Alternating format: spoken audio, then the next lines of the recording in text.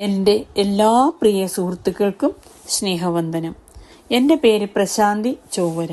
ഇന്ന് ഞാനിവിടെ പറയാൻ പോകുന്ന കഥ തെങ്ങും കവുങ്ങും. തെങ്ങും കവുങ്ങും അയൽപ്പക്കക്കാരായിരുന്നു.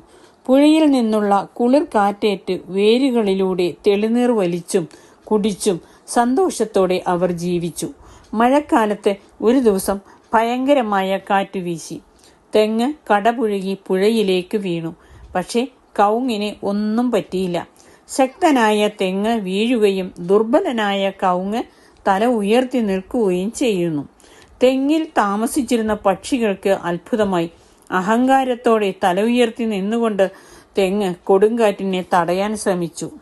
കാറ്റിന്റെ ശക്തി കണ്ടറിഞ്ഞ കവുങ്ങാകട്ടെ വില്ലുപോലെ വളഞ്ഞുകൊടുത്തു. അതുകൊണ്ടാണ് അങ്ങനെ സംഭവിച്ചത്.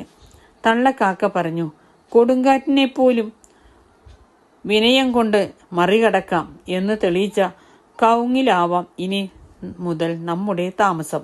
കുരുവി അഭിപ്രായപ്പെട്ടു. കഥ എല്ലാവർക്കും ഇഷ്ടപ്പെട്ടല്ലോ.